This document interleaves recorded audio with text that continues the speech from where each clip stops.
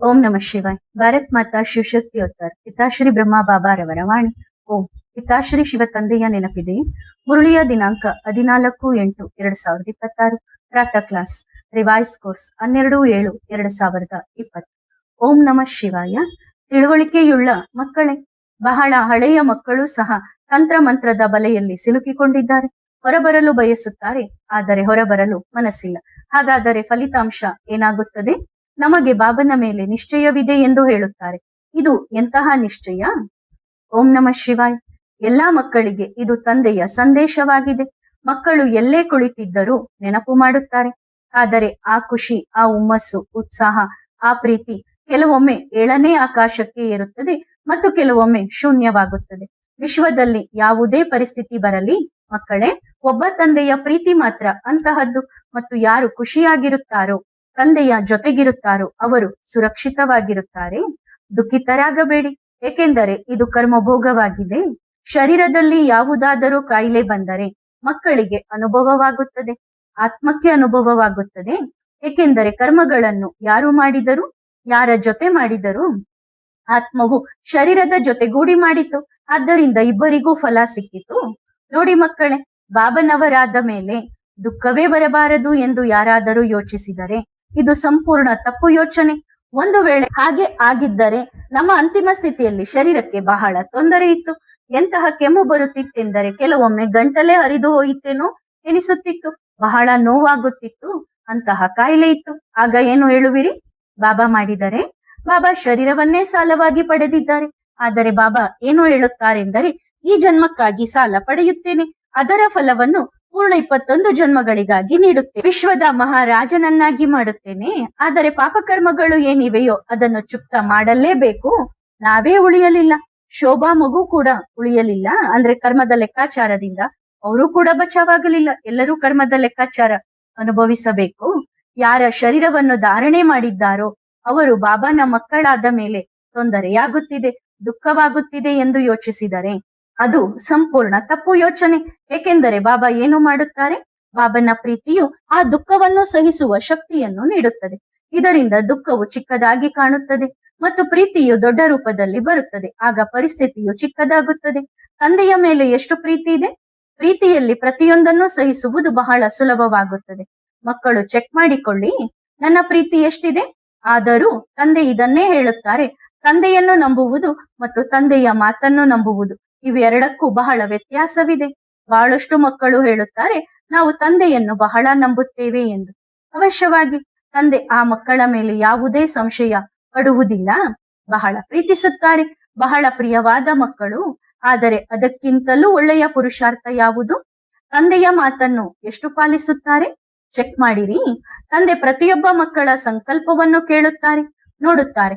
ಮಕ್ಕಳು ಹೇಳುತ್ತಾರೆ, ಬಾಬಾ ಎಷ್ಟು ದೊಡ್ಡ ಲೆಕ್ಕಾಚಾರವಿರುತ್ತದೆ. ಬಾಬಾ ಹೇಳುತ್ತಾರೆ, ಮಕ್ಕಳೇ, ಆರಂಭವೇ ಮಕ್ಕಳಿಂದ ಆಗಿದೆ, ನಮ್ಮಿಂದಲೇ ಆಗಿದೆ. ಹಾಗಾದರೆ ಯೋಚಿಸಿ, ಅದು ಎಷ್ಟು ದೊಡ್ಡದಾಗಿರುವುದಿಲ್ಲ. ವಿಕಾರಗಳ ರಾಜರಂತೂ ನಾವೇ ಆಗಿದ್ದೇವೆ. ಪತಿತತನದ ರಾಜರಂತೂ ಮೊದಲು ನಾವೇ ಆಗಿದ್ದೇವೆ. ಆರಂಭವನ್ನು ನಾವೇ ಮಾಡಿದ್ದೇವೆ. ಹಾಗಾದರೆ ಕರ್ಮಭೋಗವು ಯಾರಿಗೆ ಸಿಗುತ್ತದೆ? ನಾವೇ ಪತಿತರು, ನಾವೇ ಪಾವನರಾಗುತ್ತಿದ್ದೇವೆ. ಸತ್ಯಯುಗದಲ್ಲಿ ಏನಾಗುವಿರಿ? ಇಲ್ಲಿ ನಿಮ್ಮ ಸ್ಥಿತಿಯನ್ನು ನೋಡಿರಿ. ಕೆಲವೊಬ್ಬ ಮಕ್ಕಳಂತೂ ಹೀಗಿದ್ದಾರೆ, ತಂದೆಯ ಮಕ್ಕಳಾಗಿದ್ದೇವೆ, ಆದರೆ ತಂದೆಯವರಾಗಿಲ್ಲವೂ ಕೂಡ.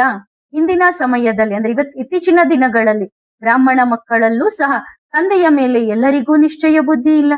ಬಲೆ ಬಾಬಾ ಬೇರೆಲ್ಲೂ ಬರುವುದಿಲ್ಲ ಎಂದು ಹೇಳುತ್ತಾರೆ, ಆದರೆ ಮಧುಬನಕ್ಕೆ ಬರುವುದರ ಮೇಲೂ ನಿಶ್ಚಯವಿಲ್ಲ.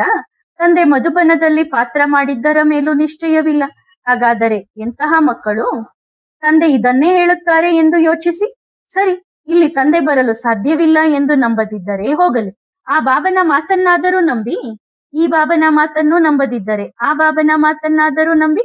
ಈಗ ಚೆಕ್ ಮಾಡಿ, ಬ್ರಾಹ್ಮಣ ಮಕ್ಕಳಲ್ಲೂ ಎಂತೆಂತಹ ಮಕ್ಕಳಿದ್ದಾರೆ. ಒಂದು ವೇಳೆ ತಂದೆಯ ಮೇಲೆ ನಿಶ್ಚಯವಿದ್ದರೆ ಬೇರೆಯವರ ಬಳಿ ಉಲ್ಟಾ ಪಲ್ಟಾ ಕರ್ಮಗಳನ್ನು ಮಾಡಲು ಹೋಗುತ್ತಿರಲಿಲ್ಲ. ನಾವು ತಂದೆಯ ಮಾತನ್ನು ಕೇಳುತ್ತೇವೆ ಎಂದು ಹೇಳುತ್ತಾರೆ. ಹಾಗಾದರೆ ಈ ಉಲ್ಟಾ ಪಲ್ಟಾ ತಂತ್ರಮಂತ್ರ ಮಾಡಿಸಲು ಏಕೆ ಹೋಗುತ್ತಾರೆ? ಇದು ಕೇವಲ ಸಣ್ಣ ಮಕ್ಕಳ ಬಗ್ಗೆ ಹೇಳುತ್ತಿಲ್ಲ ನಾವು. ತಂದೆಯ ಹತ್ತಿರ ಬಹಳ ಹಳೆಯ ಮಕ್ಕಳು ಹೀಗಿದ್ದಾರೆ. ತಂದೆಗೆ ಹೇಳುತ್ತಾರೆ, ನಾವು ತಂದೆಯನ್ನು ನಂಬುತ್ತೇವೆ, ಆದರೆ ಬಾಬಾ ಮಧುಬನಕ್ಕೆ ಮಾತ್ರ ಬರುತ್ತಾರೆ, ಬೇರೆಲ್ಲೂ ಹೋಗುವುದಿಲ್ಲ ಎಂದು ನಾವು ನಂಬುತ್ತೇವೆ ಎಂದು. ಸರಿ, ನೀವು ನಂಬಿ ಕನಿಷ್ಠ ಪಕ್ಷ ನಿಶ್ಚಯವಂತೂ ಇರಲಿ. ನನ್ನ ಬಾಬಾ ಮಧುಬನಕ್ಕೆ ಬರುತ್ತಾರೆ ಎಂಬ ಅಷ್ಟು ನಿಶ್ಚಯವಂತೂ ಇರಲಿ. ಆದರೆ ಉಲ್ಟಾ ಪಲ್ಟಾ ತಂತ್ರ ಮಂತ್ರ ಮಾಡಿಸಲು ಹೋಗುತ್ತಾರೆ. ನೇರವಾದ ಮಾತು ಎಂದರೆ, ನಿಮಗೆ ಮಧುಬನದ ತಂದೆಯ ಮೇಲೂ ನಿಶ್ಚಯವಿಲ್ಲ, ಅಲ್ಲಿ ಭಗವಂತ ಬರುತ್ತಾರೆ ಎಂದು ನಿಶ್ಚಯವಿದ್ದರೆ ಹೀಗೆ ಮಾಡುತ್ತಿರಲಿಲ್ಲ. ಮೆಜಾರಿಟಿ ಫೇಲ್ ಆಗಿದ್ದಾರೆ. ಅದಕ್ಕೆ ಹೇಳುತ್ತಾರಲ್ಲ, ಬ್ರಾಹ್ಮಣರ ವೃಕ್ಷವೂ ಅಲುಗಾಡುತ್ತದೆ ಎಂದು. ಅಲುಗಾಡುತ್ತಿದೆ. ತಂದೆಯ ಹೊರತಾಗಿ ಬುದ್ಧಿಯಲ್ಲಿ ಬೇರೆ ಯಾರಾದರೂ ಬಂದರೆ ಅದರರ್ಥ ಅಲುಗಾಡಿ ಕೆಳಗೆ ಬಿದ್ದರು ಎಂದು. ಕಾಯಿಲೆಯಾಯಿತು, ಒಳ್ಳೆಯದು. ಯಾರೋ ಏನೋ ಮಾಡಿಸಿರಬಹುದು, ನಡೆ ಅವರ ಬಳಿ ಹೋಗೋಣ. ನಷ್ಟವಾಯಿತು, ತನ್ನ ಪದವಿ ಸ್ಥಾನಮಾನ ಪಡೆಯಬೇಕು. ಅರೆ ನಡೆ, ಇಂಥವರ ಬಳಿ ಹೋಗೋಣ, ಅವರು ಸರಿ ಮಾಡುತ್ತಾರೆ. ಹಾಗಾದರೆ ತಂದೆ ಎಲ್ಲಿದ್ದಾರೆ? ತಂದೆಯನ್ನು ಬಿಟ್ಟೇ ಬಿಡಿ, ಏಕೆ ಹಿಡಿದುಕೊಂಡಿದ್ದೀರಿ? ಅವರ ಬಳಿಯೇ ಹೋಗಿ. ಒಳ್ಳೆಯ ಪೂಜಾರಿ ಇದ್ದಾರೆ, ಒಳ್ಳೆಯ ತಂತ್ರ ಮಂತ್ರವಿದೆ. ಆಗ ತಂದೆ ಏನು ಹೇಳುವರು? ಬಲೆ ಹೋಗಿ, ಇದನ್ನು ಧರ್ಮರಾಜನ ಶಿಕ್ಷೆ ಎನ್ನಲಾಗುತ್ತದೆ. ಈಗಲೂ ಸಮಯವಿದೆ. ಅರ್ಥವಾಗದಿದ್ದರೆ ನಿಮ್ಮ ದೃಶ್ಯವನ್ನು, ನಿಮ್ಮ ಲೆಕ್ಕಾಚಾರವನ್ನು ನಿಮ್ಮ ಕಣ್ಣುಗಳಿಂದಲೇ ನೋಡುವಿರಿ ಮತ್ತು ಇಲ್ಲೇ ನೋಡುವಿರಿ. ಏಕೆಂದರೆ ಕರ್ಮವನ್ನು ಇಲ್ಲೇ ಮಾಡಿದ್ದೀರಲ್ಲವೇ. ಸೂಕ್ಷ್ಮವಾದದ್ದು ಸೂಕ್ಷ್ಮದಲ್ಲೇ ಕಳೆಯುತ್ತದೆ. ಇಲ್ಲಿ ಏನು ಮಾಡಿದ್ದೀರೋ ದೊಡ್ಡ ದೊಡ್ಡ ಪಾಪಗಳಾಗಿವೆ. ತಂದೆಯ ಮಕ್ಕಳಾದ ಮೇಲೂ ತಂದೆಗೆ ದ್ರೋಹ, ಯಾವುದೇ ನಿಷ್ಠೆ ಇಲ್ಲ. ಆಗ ಏನು ಹೇಳುವುದು? ಸರಿ, ತಯಾರಾಗಿರಿ. ತಂದೆ ಯಾವಾಗ ಹೀಗೆ ಮಾಡಿ ಹಾಗೆ ಮಾಡಿ ಎಂದು ಹೇಳಿಲ್ಲ. ನಿಶ್ಚಯ ಬುದ್ಧಿ ವಿಜಯಂತಿ ಮತ್ತು ಸಂಶಯ ಬುದ್ಧಿ ವಿನಶಂತಿ ಎಂದು ನಿಶ್ಚಿತವಾಗಿದೆ. ತಂದೆಯಂತೂ ಹೇಳುತ್ತಾರೆ, ನಿಮಗೆ ನಿಶ್ಚಯವಿಲ್ಲ, ಅದಕ್ಕೆ ನೀವು ಅಲ್ಲಿಗೆ ಹೋಗುತ್ತೀರಿ.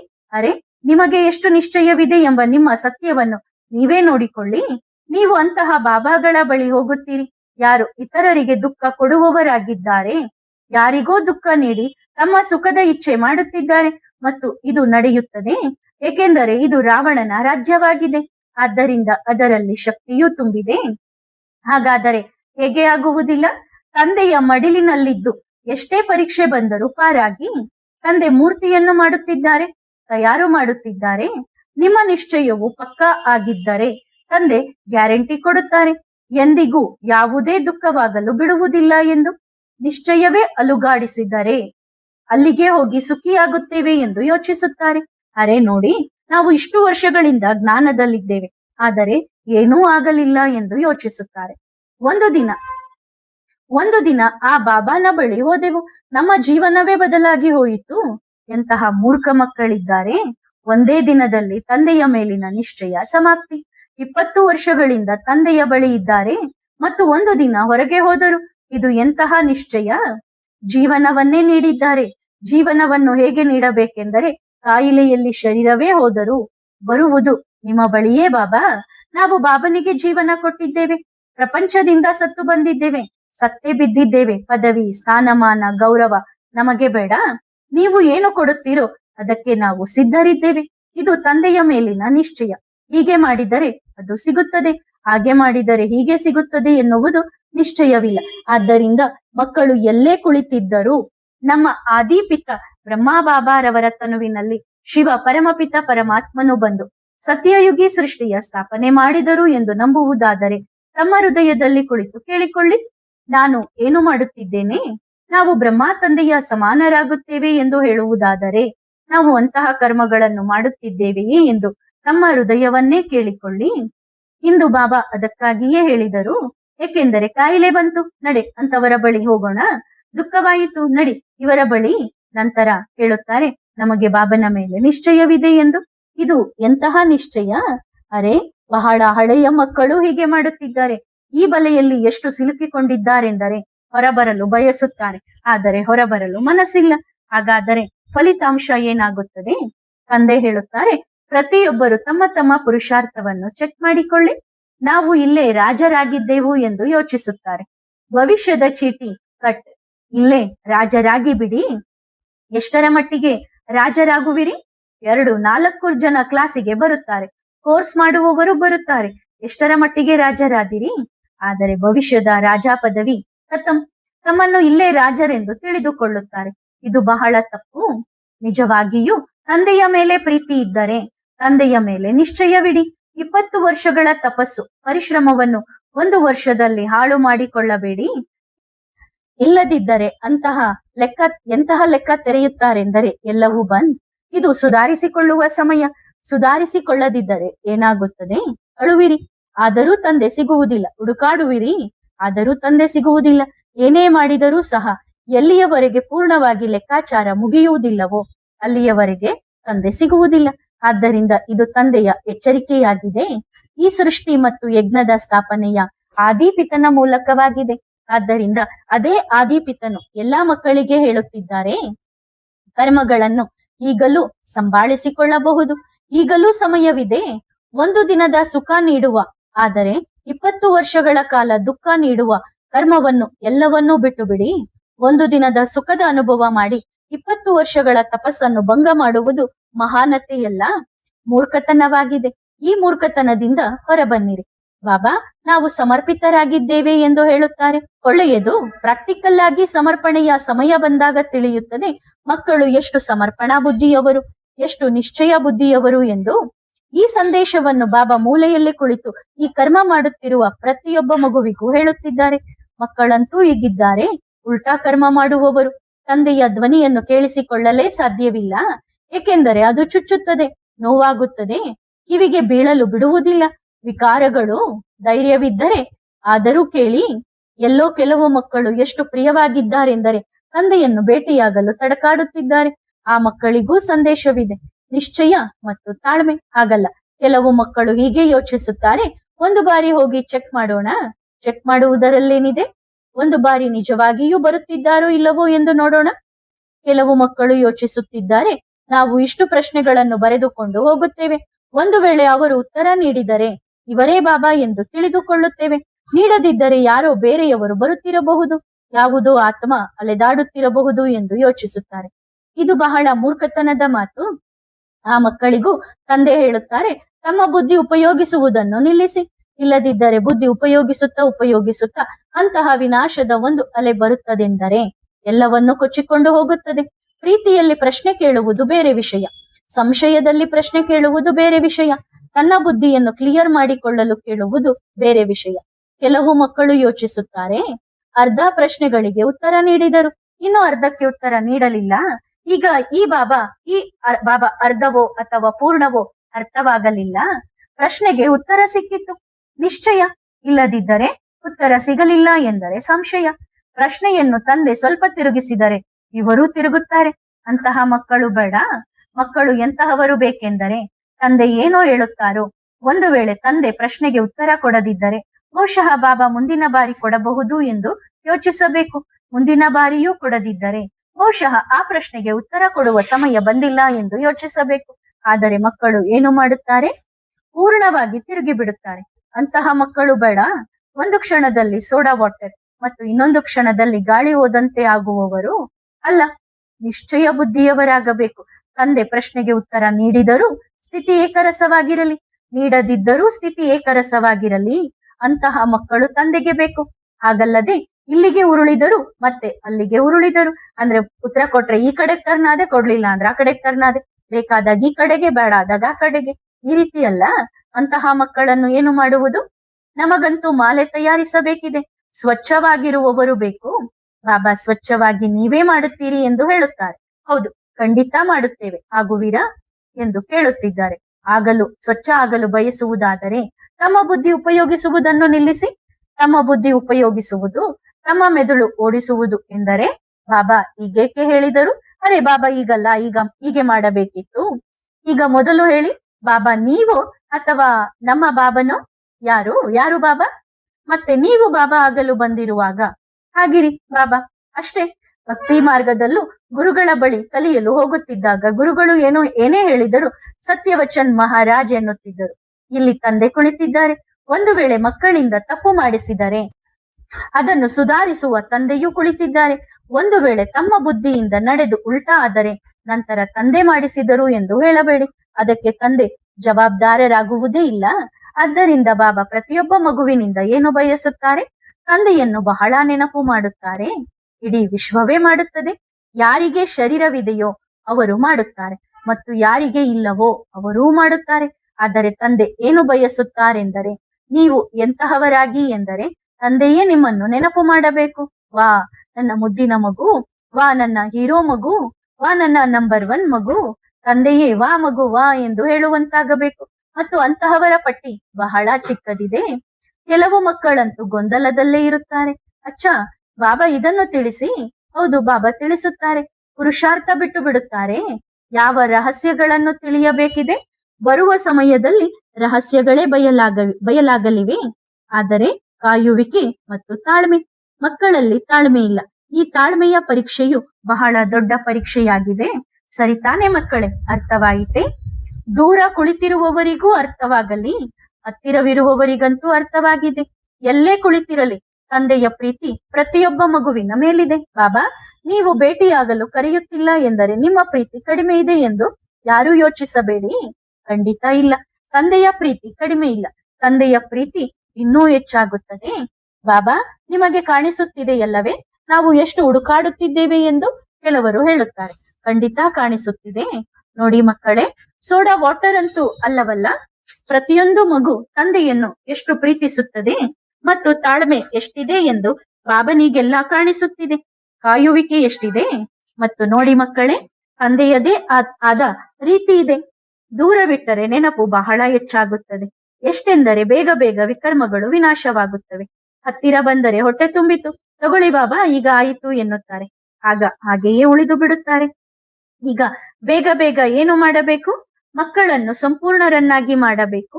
ಇಲ್ಲಿರುವವರು ನೆನಪು ಮಾಡುವುದಿಲ್ಲ ಎಂದಲ್ಲ, ಅವರು ಬಹಳ ನೆನಪು ಮಾಡುತ್ತಾರೆ. ಪ್ರತಿಯೊಂದು ಆತ್ಮದ ತನ್ನದೇ ಆದ ಪುರುಷಾರ್ಥವಿದೆ, ತನ್ನದೇ ಆದ ಪರಿಶ್ರಮವಿದೆ. ಇಲ್ಲಿರುವವರಿಗಂತೂ ಇನ್ನೂ ಹೆಚ್ಚು ನೆನಪು ಮಾಡಬೇಕು.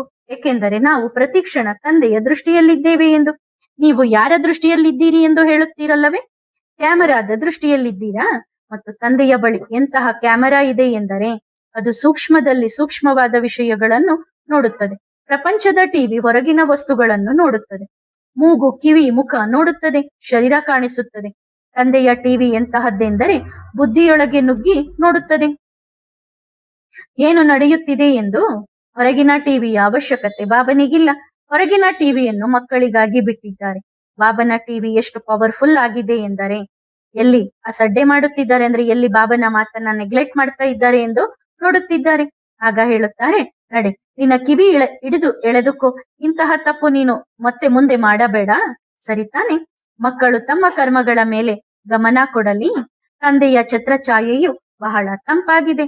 ಎಷ್ಟು ತಂಪಾಗಿರುತ್ತದೆ. ಮತ್ತು ಪ್ರಪಂಚದ ವಿಕಾರಗಳ ಬಿಸಿಲು ದೊಡ್ಡ ಅಗ್ನಿಯಾಗಿದೆ. ಅದರಲ್ಲಿ ಸುಟ್ಟು ಹೋಗುತ್ತಾರೆ. ಸರಿ ತಾನೆ ಮಕ್ಕಳೇ? ಎಲ್ಲಾ ಮಕ್ಕಳಿಗೆ ಬಲೆ ಎಲ್ಲೇ ಕುಳಿತಿದ್ದರು ನನ್ನ ಪ್ರೀತಿಯ ಮಧುರಾತಿ ಮಧುರ ಪರಮಧಾಮ ನಿವಾಸಿ ನನ್ನ ಶಿವ ಬಾಬನ ಕಡೆಯಿಂದ, ಪ್ರೀತಿಯ ಮಳೆ ಸುರಿಸುವ ಬಾಬನ ಕಡೆಯಿಂದ ಮಧುರಾತಿ ಮಧುರ ಮುದ್ದಿನ ಮಕ್ಕಳಿಗೆ ಮಧುರಾತಿ ಮಧುರ ನೆನಪು ಪ್ರೀತಿಗಳು. ಮಧುರ ಮಧುರ, ಎಷ್ಟು ಮಧುರ, ಎಷ್ಟು ಮಧುರ ಎಂದರೆ ಪ್ರಪಂಚದಲ್ಲಿ ಯಾವುದೇ ಹಣ್ಣು ಅಷ್ಟು ಮಧುರವಾಗಿಲ್ಲ. ಬೆಲ್ಲ, ಸಕ್ಕರೆ ಸಿಹಿಯಲ್ಲ, ಅಂತಹ ಸಾಕ್ರಿನ್ ಇದೆಯಲ್ಲವೇ? ಆ ಪ್ರೀತಿಯಲ್ಲಿ ಒಂದು ಬಾರಿ ಮುಳುಗಿದರೆ ಬೇರೆ ಯಾವುದೇ ಬಣ್ಣ ಹತ್ತುವುದೇ ಇಲ್ಲ. ಸರಿ ತಾನೇ ಮಕ್ಕಳೇ? ಎಲ್ಲಾ ಮಕ್ಕಳಿಗೆ ಹೆಸರಿಸುತ್ತಾ ಅಂದ್ರೆ ಅವರ ಹೆಸರನ್ನ ತಗೊಳ್ತಾ ಅವರಿಗೆ ಮಧುರಾತಿ ಮಧುರ ನೆನಪು ಪ್ರೀತಿಗಳು. ಯಾರು ಭೇಟಿಯಾಗಲು ಹಂಬಲಿಸುತ್ತಿದ್ದಾರೋ ಬಾಬಾ ಎಲ್ಲರನ್ನೂ ಭೇಟಿಯಾಗುತ್ತಾರೆ. ನನ್ನ ಬಾಬಾ ನನಗಾಗಿ ಸಮಯ ನಿಗದಿಪಡಿಸಿದ್ದಾರೆ. ನನ್ನ ಬಾಬಾ ನನ್ನನ್ನು ಖಂಡಿತ ಭೇಟಿಯಾಗುತ್ತಾರೆ ಎಂಬ ಸಂಪೂರ್ಣ ನಿಶ್ಚಯವನ್ನು ನನ್ನ ಬಾಬನ ಮೇಲೆ ಇಟ್ಟರೆ ಕೆಲವು ಮಕ್ಕಳು ಯೋಚಿಸುತ್ತಾರೆ, ಮೊದಲು ಭೇಟಿಯಾಗಿ ಬಿಡೋಣ, ಜನಸಂದಣಿ ಬರುತ್ತದಲ್ಲವೇ, ನಂತರ ಸರದಿ ಬರುತ್ತದೋ ಇಲ್ಲವೋ ಯಾರಿಗೆ ಗೊತ್ತು ಎಂದು. ಅರೆ, ನಿಮ್ಮ ಪ್ರೀತಿ ಎಷ್ಟಿರಬೇಕೆಂದರೆ ಜನಸಂದಣಿಯಲ್ಲೂ ತಂದೆ ಹೇಳಬೇಕು, ಮಗು ಇಲ್ಲಿಗೆ ಬಾ, ನನ್ನ ಬಳಿ ನಡೆದು ಬಾ ಎಂದು. ಅಂತಹ ಪ್ರೀತಿ ಇರಲಿ. ಆ ಜನಸಂದಣಿಯಲ್ಲಿ ತಂದೆ ಧ್ವನಿ ಕೊಡಬೇಕು, ಬಾ ನನ್ನ ಮಗುವೆ, ಆ ಪಟ್ಟಿಯಲ್ಲಿ ನಿನ್ನ ಹೆಸರಿದೆ. ಯಾರನ್ನು ನಾನು ನೆನಪು ಮಾಡುತ್ತೇನೋ, ಬಾ ಮಗುವೆ, ಈ ಜನಸಂದಣಿಯಿಂದ ಹೊರಬಾ, ನಾನು ನಿನ್ನನ್ನು ಬಹಳ ಪ್ರೀತಿಸುತ್ತೇನೆ. ಅಷ್ಟು ಪ್ರೀತಿ ಇರಲಿ. ಅಂದ್ರೆ ನಾವು ಮಕ್ಕಳು ಬಾಬಾ ನಮ್ಮನ್ನು ಕರೆಯುವಷ್ಟು ಬಾಬನನ್ನ ಪ್ರೀತಿ ಮಾಡ್ಬೇಕು. ಸರಿ ತಾನೇ ಮಕ್ಕಳೇ? ಎಲ್ಲಾ ಮಕ್ಕಳಿಗೆ ಮಧುರಾತಿ ಮಧುರ ನೆನಪು ಪ್ರೀತಿಗಳು. ಗುಡ್ ಮಾರ್ನಿಂಗ್, ಗುಡ್ ನೈಟ್ ಹೇಳುವುದಿಲ್ಲ, ಏಕೆಂದರೆ ಮಾರ್ನಿಂಗ್ ಶುಭೋದಯ ಬರಲಿದೆ. ಸರಿ ತಾನೆ? ಓಂ. ಆತ್ಮಿಕ ಮಕ್ಕಳು ಆತ್ಮಿಕ ಮಾತ್ ಪಿತಾ ಬಾಪ್ ದಾದಾರವರಿಗೆ ಮಾಡುವ ನೆನಪು ಪ್ರೀತಿ ಮತ್ತು ನಮಸ್ತೆ. ಧನ್ಯವಾದ ಬಾಬಾ, ಶುಕ್ರಿಯಾ. ವರದಾನ: ಪದಮಾಪದಂ ಪತಿ ಭವ. ಇವತ್ತಿನ ಪದಮಾಪದಂ ಪತಿಗಳು ಮಾಡಲಾಗದ ಕಾರ್ಯವನ್ನು ನೀವು ಮಕ್ಕಳು ಮಾಡಬಲ್ಲಿರಿ. ನಿಮ್ಮ ಬಳಿ ಅಂತಹ ಒಂದು ಶಕ್ತಿ ಇದೆ. ಅದರ ಮಹತ್ವವನ್ನು ಅರ್ಥ ಮಾಡಿಕೊಂಡರೆ ಸ್ವಯಂ ಮಾತ್ರವಲ್ಲ, ಇತರರನ್ನು ಪದ್ಮಾಪದಂಪತಿಗಳನ್ನಾಗಿ ಮಾಡಬಹುದು. ಅದುವೇ ನಿಮ್ಮ ಸಂಕಲ್ಪ ಶಕ್ತಿ. ನಿಮ್ಮ ಸಂಕಲ್ಪ ಶಕ್ತಿಯು ಎಷ್ಟು ಶ್ರೇಷ್ಠವಾಗಿದೆ. ಜಮಾ ಮಾಡಿ ಮತ್ತು ಮಾಡಿಸಿ, ಅಥವಾ ವ್ಯರ್ಥವಾಗಿ ಕಳೆದುಕೊಳ್ಳಿ, ಇದು ನಿಮ್ಮ ಮೇಲೆ ಅವಲಂಬಿತವಾಗಿದೆ. ಕಳೆದುಕೊಳ್ಳುವವರು ಪಶ್ಚಾತ್ತಾಪ ಪಡಬೇಕಾಗುತ್ತದೆ ಮತ್ತು ಜಮಾ ಮಾಡುವವರು ಸರ್ವ ಪ್ರಾಪ್ತಿಗಳ ಉಯ್ಯಾಲೆಯಲ್ಲಿ ತೂಗಾಡುತ್ತಾರೆ. ಹಾಗಾದರೆ ನೀವು ಮಕ್ಕಳು ಉಯ್ಯಾಲೆಯಲ್ಲಿ ತೂಗಾಡುವಂತಹ ಪದ್ಮಾಪದಂಪತಿಗಳಾಗಿದ್ದೀರಿ ಅಲ್ಲವೇ? ಒಳ್ಳೆಯದು. ಓಂ ನಮಃ ಶಿವಾಯ.